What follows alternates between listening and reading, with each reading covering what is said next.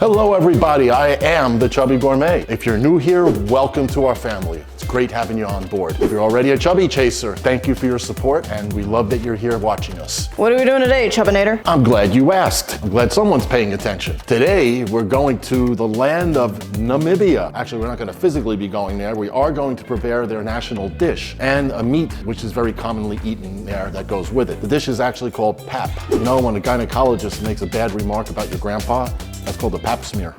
I've been waiting all week to say that. If you remember our Puerto Rican funche and pork episode, right there, funche is a Puerto Rican style of polenta. What pap is like a combination. In the northern part of Namibia, they use pearl millet flour. In the south, they use cornmeal. Pap is actually a combination of the two. Very simple to make, really starchy, a little salt and pepper. That's all it gets for seasoning. For meat, venison is widely consumed in Namibia because the animals are everywhere, literally. Now, the only variation I'm gonna do on that, I'm gonna prepare it their style, simple, but I'm gonna be using ground venison instead of venison steaks because I just think it would go with the pap better. And it's my own little twist on things.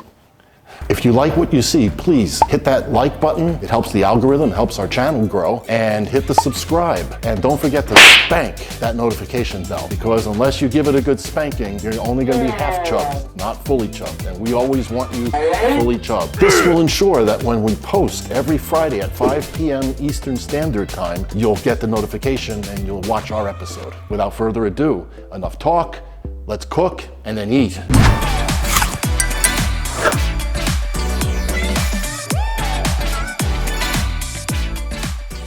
What I'm gonna do first, very simple. The only seasoning I'm gonna use is a little salt and pepper on this. I'm gonna wait for this pan to heat up. Gonna add my favorite grapeseed oil. Make note, in African countries, the majority of them cook with palm oil, which I tried my best to find to keep this totally authentic. I could not find palm oil here in the United States, at least the section of US I'm in. And instead I'm using the grapeseed oil, which is actually far healthier for you. Just so you know, for accuracy, it should be palm oil. When this comes up to temperature, I'm gonna add a couple of tablespoons, and then I'll start throwing the ground venison meat in. And it's gonna need about 6 to 8 minutes to cook it through. You don't wanna overcook it. Venison overcooks if you're not careful, and that'll make it tougher and even more gamier, believe it or not. So you don't want to do that.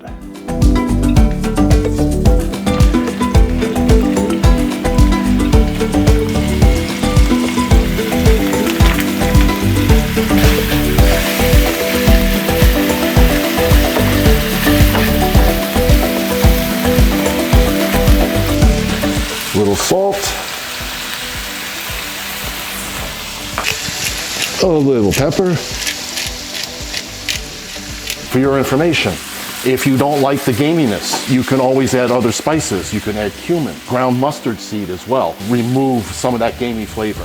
In the zebra tacos episode where I use actual zebra meat, I have a spice mix used there. Works the same for venison if you want to remove that gamey flavor. Now, zebra, being in the equine family, is going to be more of a hemoglobin flavor, more gamey than venison is going to be. So you don't need to be as concerned about the gaminess, but if you're really sensitive to it, that spice mix I give there removes a lot of that gaminess, still leaving the flavor of the meat, just in case. So if you're curious about using zebra meat for your tacos, do check out the episode in the link above.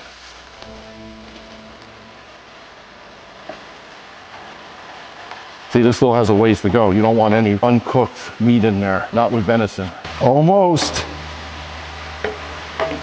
There are actually side relishes, Namibian relishes, which could make for a good episode. So if anyone out there wants to see how to make a Namibian relish, tell me in the comments below. Tell me what you'd like to see. You see I'm pressing around, breaking it up, just making sure there's no redness.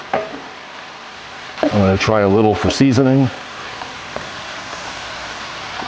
A little bit more salt. How's it taste, Chubby? Doesn't taste gamey at all to me. And you see the only spices I used were salt and pepper. If they want extra flavor, that is again where those relishes come in. How's it smell, Em? Smells like meat. Meat. Next, we're gonna make the pap. And as I mentioned before, pap is a combination of pearl millet flour, not the millets themselves. And the one I have is called bajri flour, which is pearl millet flour, but that's the Indian name for it. It's the same ingredient, but just in Hindi. The other half of it is basically water, pearl millet flour, and cornmeal, and a little seasoning. That is it. Simple starch to go with our simple protein. And these ratios are important, so you don't fight this when you're trying to stir it. We're gonna put 1 2/3 cups water. And we're not gonna wait for it to get boiling hot. We're gonna take our 1/4 cup of cornmeal and slowly add that in when the water's warm, which is now. And you're gonna get a little bit of an exercise here, especially when the flour goes in. The flour is not going in quite yet, but the flour is 1/3 of a cup. I want it thickened before I start adding the flour. Actually, while we're waiting, I could do something useful. I'm gonna season this puppy with a little salt and black pepper too. Wait, I'm starting to see some bublés. Michael Bublé's? Yes, as a matter of fact. Notice I'm stirring constantly, and check it out. Pan down, pan down. I'm not Tilly. Very slowly.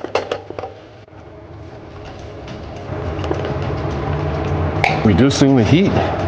After these are all non-bumpy, I'll add the rest. Non-bumpy? Yeah, I just came up with that. Very scientific. I use very highly technical terms in my cooking.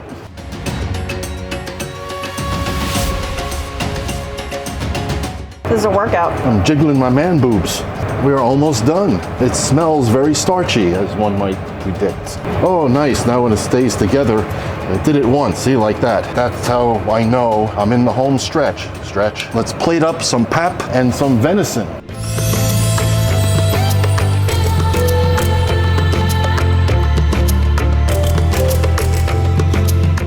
Very simple. Probably the simplest thing you ever saw me cook or ever will see me cook. I'm gonna try a little bit more of the venison. Salt and pepper, all that's needed. But some may be more sensitive to gaminess than I am. And with the pap, the staple of Namibia. Very simple, very tasty. As I mentioned, Namibia has some delicious relishes. If you're interested, let me know in the comments below. That would be an awesome little side thing to add to this and keep it purely Namibian.